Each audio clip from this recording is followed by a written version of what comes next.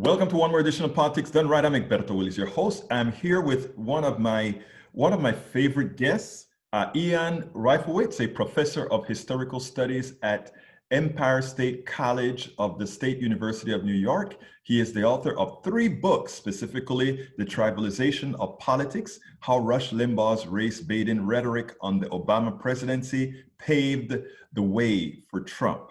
He also wrote the book Obama's America, a transformative vision of our national identity. I think that was put out by Potomac Books.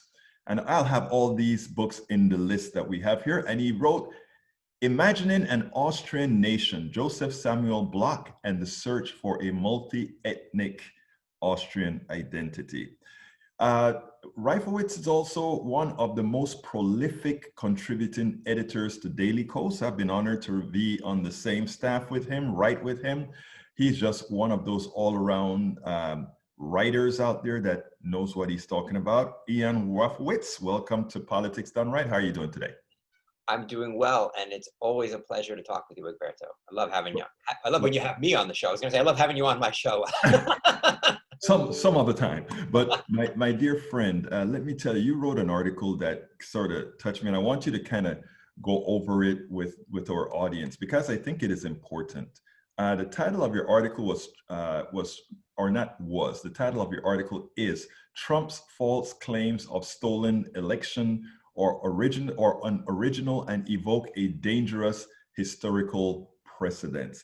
That is an article that I think needs exploring. Why don't you tell me a little bit about, firstly, what got you into what made you want to write that article?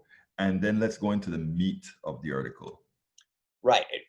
So as a history professor, and you mentioned my first book, which unlike my most recent books, my first book really, is set in history, in Central European history, and that's where my PhD training is. Austria-Hungary, Germany, and that part of Europe.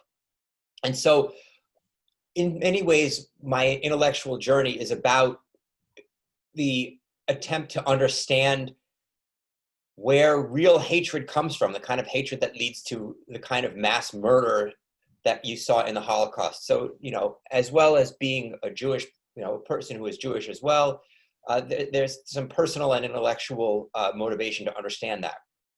And so one of the key signposts in German history as they moved towards the Nazi takeover in 1933 was what happened at the end of World War I. And at the end of World War I, Germany was defeated by the Western Allies.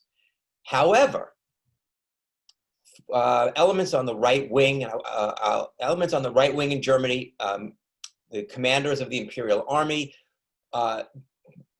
essentially created this myth that the military was never defeated in battle, and it was instead sold out. And so, or actually, the proper term is stab in the back, and the German term is Dolchstoßlegende, the stab in the back legend. They were stabbed in the back by the politicians back home, and specifically by liberal and democratic and Jewish and socialist politicians. The German war effort was led through 4+ years by a monarchy. It was called the German Empire. Kaiser Wilhelm was the head of state. And actually, by the end of the war, the 2 chief military leaders were basically running a military dictatorship. That was Paul von Hindenburg, who later became president of Germany and was the second and final president. He was the one who actually gave power to Hitler. And the other was Erich Ludendorff. They led the army in battle. The Kaiser was their head of state.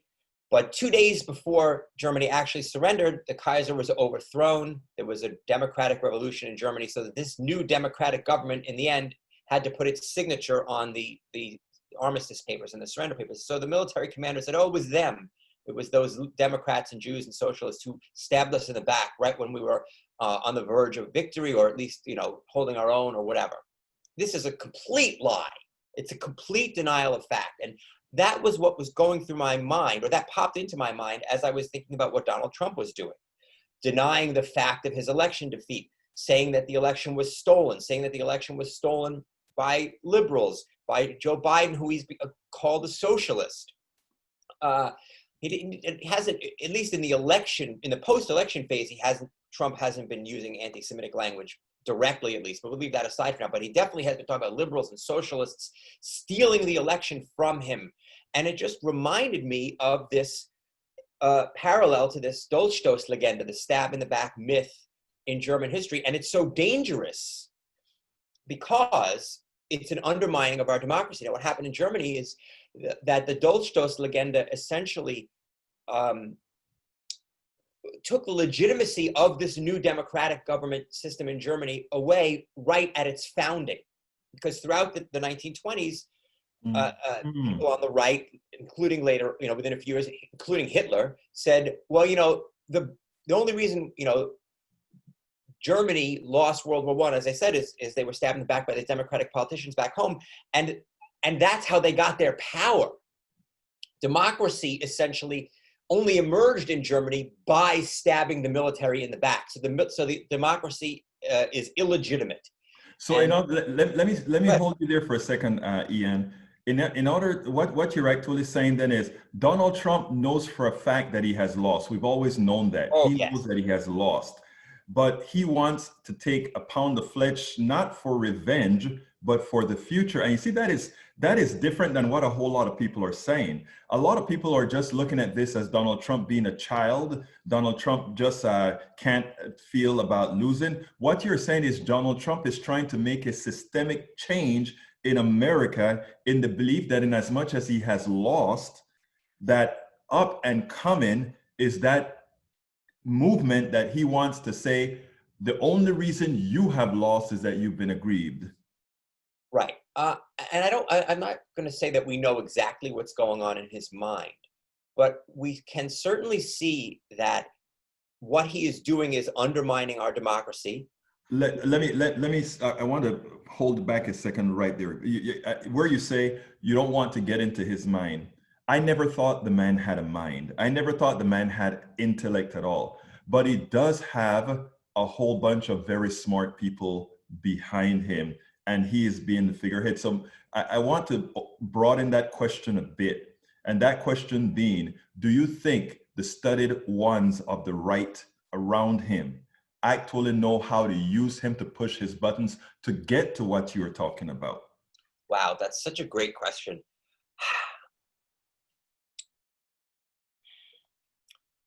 I don't have a solid answer to that. What keeps going on in my mind is that he really is the driving force. Mm-hmm. He is the one driving this strategy. I don't believe there are a lot of people around him who think who think he can win. It turned obviously overturn the election. I think, and I read a really interesting piece on Daily Kos today by Mark Sumner, that he does believe that in undermining the legitimacy of the Biden election, that he is helping his own political prospects for a return to power in 4 years. Mark Sumner argued that, and I think it was a pretty convincing case. Obviously there are differences between what he's doing now and what I talked about with the stab in the back myth in Germany. Mm-hmm. But I do think that what he's doing is undermining our democracy, because you'll have tens of millions of people, if he never, if he keeps this up and never concedes and never says, all right, I really did lose, which he won't, you'll have tens of millions of people who are going to be hearing this, not only from Trump, but from this media, this right-wing media, even if it's whether it's Fox News or these newer organizations like OAN or Breitbart or Newsmax, where there's a closed loop and they're all saying the election was stolen. Biden destroyed our democracy, so therefore, we have to fight back to defend our democracy. So they won't even be thinking to themselves, we're undermining our democracy. They'll be thinking we're protecting our democracy. That's what's so scary. And in the same way in Germany, while you had people like Hitler saying, well, the democracy is illegitimate, so we have to fight to protect Germany, that's the same thing that people on the right who are devoted Trumpers are going to be saying. Well, we're fighting to protect America. And that means we won't have a system a democratic system that is seen as legitimate across the board, at least not by however many, 50, 60, 70 million of people, whether it's going to be 72, 73 million Trump voters. I think a decent chunk of them unfortunately, are going to follow Trump's lead on this. And I don't know where that takes us as a country. Does Trump intend to destroy our democracy? I don't think he's thinking along those lines, but I don't think he cares if that would be the result. And that's the sad thing, or the scary thing.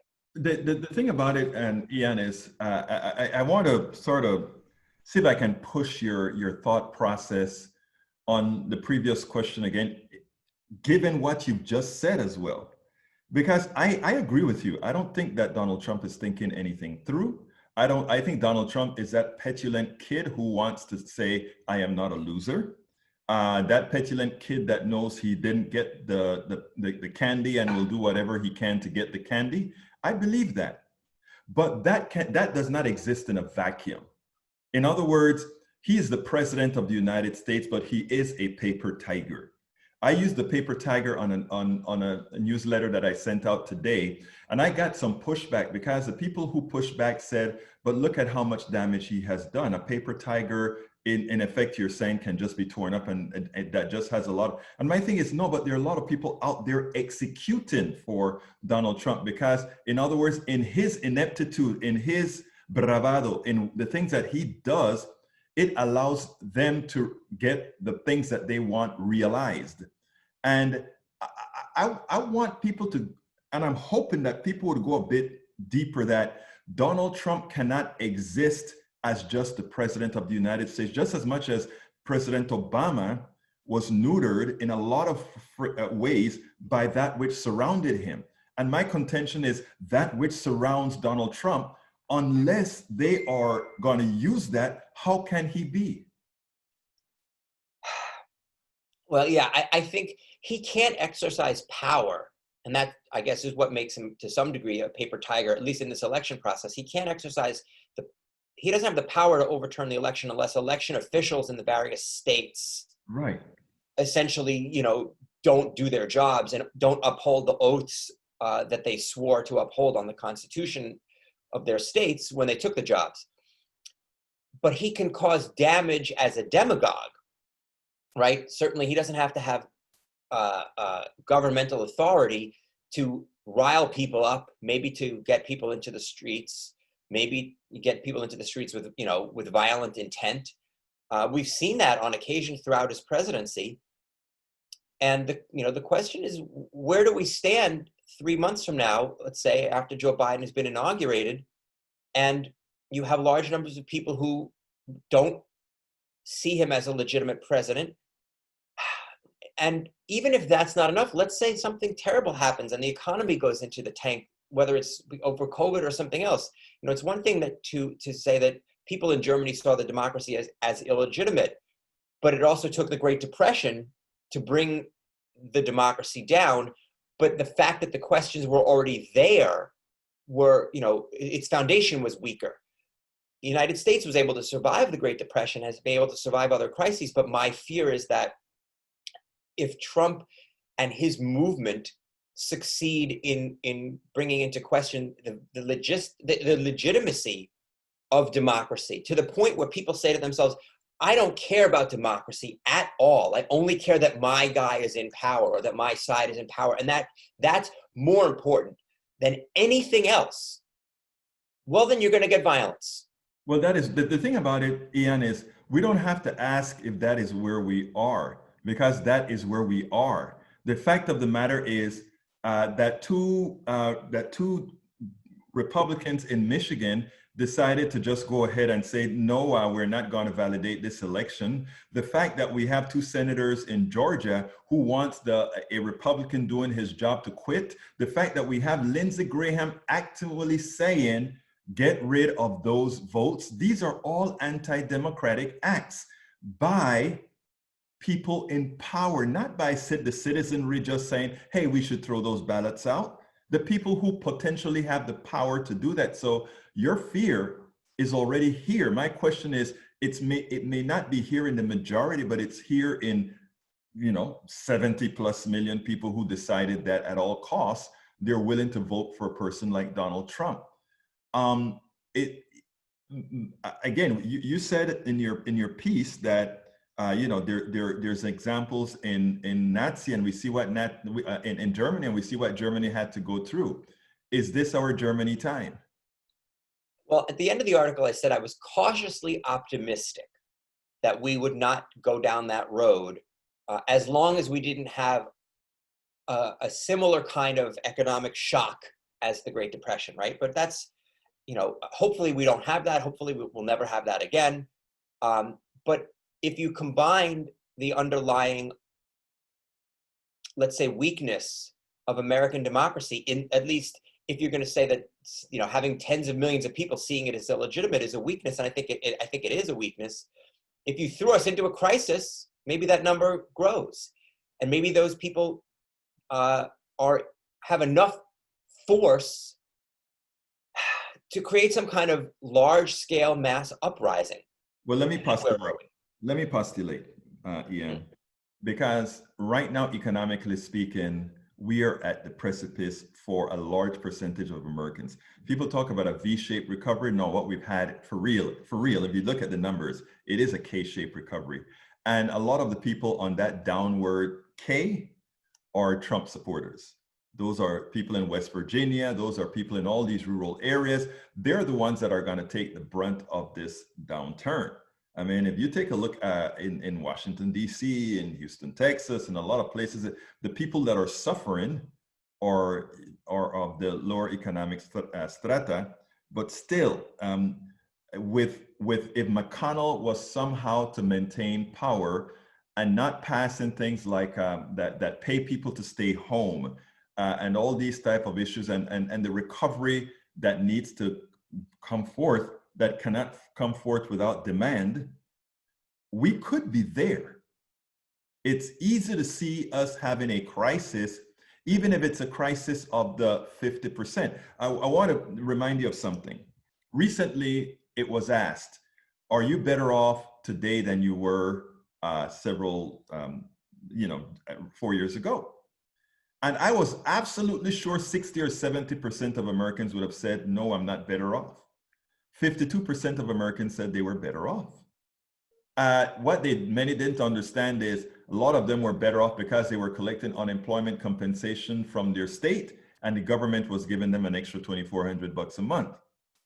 So they looked good for the duration of the time when that poll was taken. What happens when that changes? Right, at the end of the year, unless Congress takes more action, the extra unemployment benefits, to the degree that they were even kept going over the summer when the $600 ran out, the rest of them are going to disappear at the end of the year. My hope is that even in the worst case political scenario, that McConnell is successful in blocking any new aid. My hope is that we have, at worst, another few months of difficult economic times, and then we get a vaccine going, and things are able to come back to a good state. That would still be several months of suffering for large numbers of people. My hope is that it wouldn't be long enough suffering and widespread enough suffering that it would lead to something like civil war or mass violence in the streets. That's not, that's a low bar to clear. That's not a good scenario, but I'm hoping that if there was no vaccine on the horizon, my God, I wouldn't even know where to begin. So that's where I'm hoping that Democrats win those Georgia seats and that we have a Democratic Senate and we can do the things that are right for the American people. If we don't, there is going to be suffering. We need more stimulus. We need more help for people who can't and shouldn't be going back to work until we can get this crisis under control. But it's not, it's going to be an uphill climb in Georgia, but I think if we have a chance there. But Donald Trump is not helping, and that's what's so frustrating, right? Because we could have a president who could recognize where things are and do what he's able to do to work on a transition. We could have a Senate where the Republican leader says, all right, listen, let's do something. Let's do something realistic that we can do now, and we'll see what else we can do in January. But let's get something through now that, as opposed to them making absurd demands where the Democrats have no choice but to say no because what they're offering is so weak as to be unhelpful. But we're not there right now with this president or with this Senate leader. Now, I'm going to change subjects a bit. You wrote another article, America needs a Biden landslide to avoid chaos. Let's make sure we get one. And the thing about it is, you know, I've been preaching that for a long time. In fact, I was prognosticating a landslide based on the pain of the people, based on the activism of the people, etc. What I didn't see was on the right side, the amount of micro technology being used to bring people out that I never thought existed. Now, we did, you know, I think America fulfilled your request. They gave Biden a landslide. They gave Biden more votes than Biden or any other presidential candidate had ever seen. Unfortunately, they gave the second place to Donald Trump. And we don't know where the hell those people came from. What are your thoughts? First of all, why do we always think that those on the progressive side need to have somehow more than a 50+1 vote to determine that we are the victors? Right. Well, that's actually not what I was saying. I was making a prediction that if the vote was close and there wasn't a overwhelming landslide, that Trump would do exactly what he's doing now, that he would cause chaos. So this was, you know, my hope that none of the states or that the electoral college wouldn't be close and you wouldn't have close states, which is exactly what we have now. Unfortunately, we don't need a landslide to have a legitimate victory. Oh, no, I understood that from your article. I understood that from your article. But I'm saying you hear it all the time. We need such a big victory just to say we've won. Well, that's because the other side is, well, at least right now with Trump, the other side is willing to destroy democratic norms in order to achieve its goals. And so one, you know, the realist says, you know, well, we've got to win by so much that there's nothing they can complain about. And that shouldn't be the case. That should not be the case. That's on them. That's on the Trumpers and on those who are willing to violate, you know, and shred our constitutional norms. Not on us. As to, you know, where those votes came from, you know, who knows? I do think that, you know, COVID certainly played a part. This was not a normal election. Democrats did not do the normal knocking on the door, get out the vote effort that they normally do. There's a reason why they do it. It works. We didn't do it because we didn't want to get people sick. But Ian, I must push back on that. Again, Biden got more votes than any other president I mean, we brought the people out. Those others came from. Well, but of course, population grows up with every election, so it doesn't really mean as much to say. Yeah, but I mean, look, we're talking from 65 million for Clinton to 78 million or more for Biden. That's It's impressive. It's impressive. Both sides managed to bring out a lot of voters, but there's no question Biden's win is impressive. He's going to end up with a popular vote margin that will be comparable to, probably a little stronger than, in terms of percentage, Barack Obama defeating Mitt Romney, which is seen as a very, very solid win. Right. We just have a system, unfortunately, that's not really that democratic, right? Because we have a Senate, not only the Electoral College, right, but we have a Senate that's not distributed according to the actual representation of the votes. So we've got to win but not just win. We have to win in the right ways, which is ridiculous and very frustrating. And you know, we could talk about ways to deal with that. But you know, we have a system where the party that comes in second place often gets the power that comes with winning. Shocking. And that's not sustainable in the long run either. Yeah, I agree with you. I think, like I said, if for some reason Trump had pulled it out, and because remember, there is a total of probably 70-something thousand votes right now, depending on how you look. If we look at Arizona, Georgia, and another state, and those were low margin states. If you look at what those states brought and how those could have tied the vote, and then Donald Trump wins because there are more states that are controlled by Republicans than Democrats, that would be a second consecutive win with much less than the popular vote after having a 2000. And how the hell can we preach democracy around the world? That's right. You know, I think Wisconsin was also close. He would have, if he could have flipped Wisconsin, Georgia, and Arizona, he wouldn't even have to go to the House of Representatives. Exactly. To be the president. We have a system where one side has a decided advantage. And the only way to undo that advantage is to win by a huge margin, enough to take the Senate, even though we're at a disadvantage.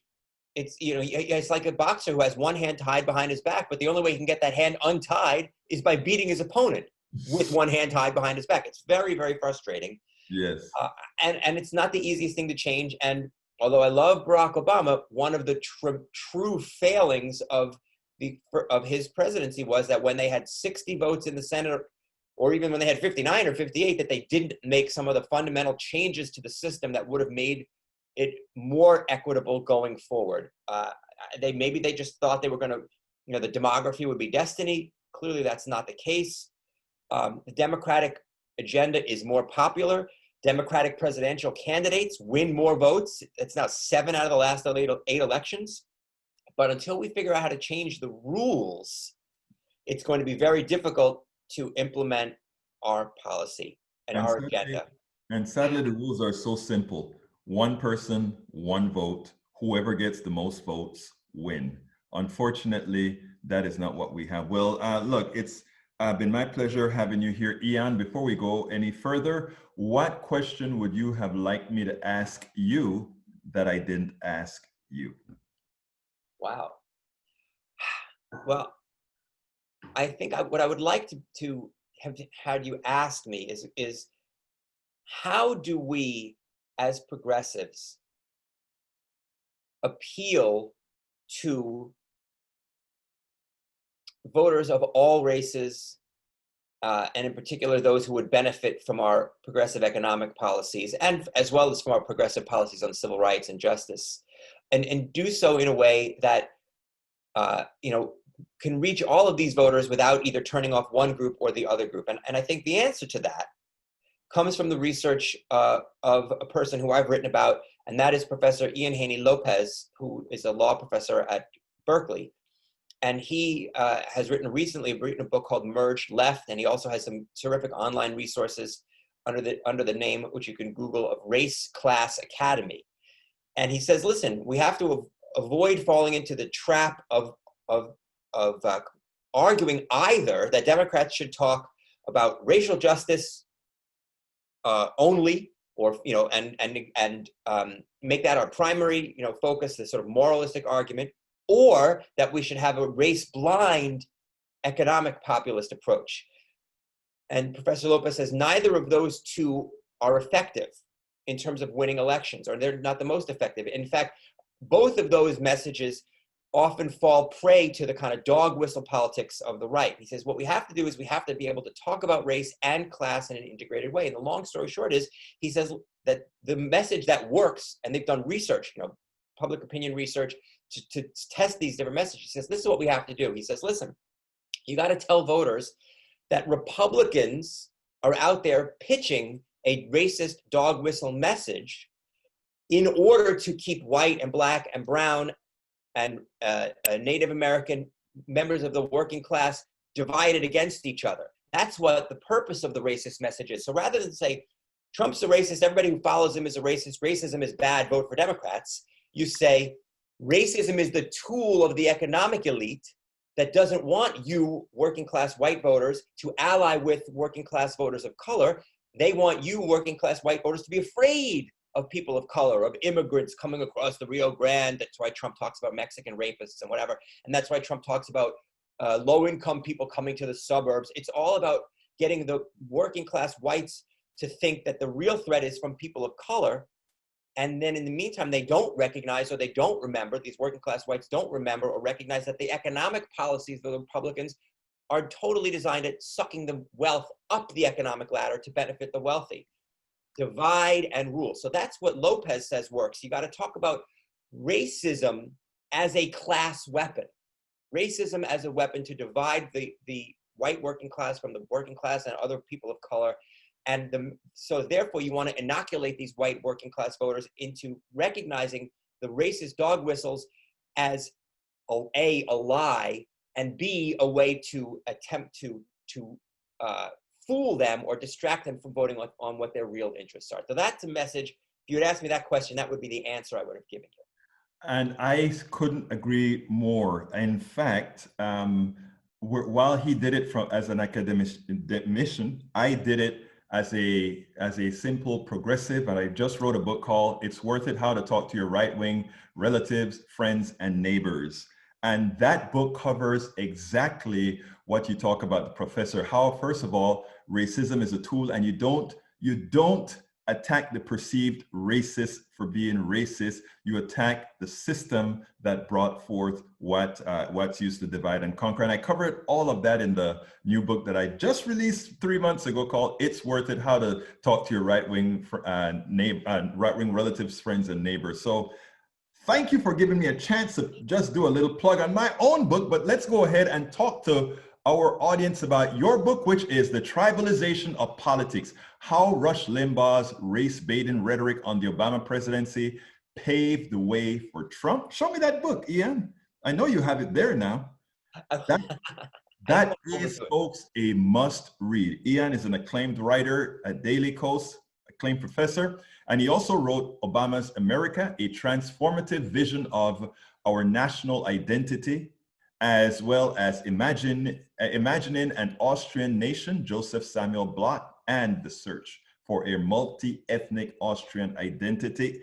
Ian Reifowitz, it's been my pleasure to have you once again on Politics Done Right. As usual, we've always come out knowing a hell of a lot more than when we went in. Thank you for having me. I always enjoy our conversations very much. We spend a lot of time deconstructing the news, trying to parse it into a form that everybody can understand. We try to find those little nitpicks where it flies above the fray, etc. If you really like these videos that we do, I want to ask a big favor. Please go ahead, number one, subscribe to our channel, and number two, please join if you can. Thank you so kindly for watching. Keep watching. Please remember to share. We must populate the entire internet with our progressive message, a message that we know is what most Americans say that they want. So help us, please join.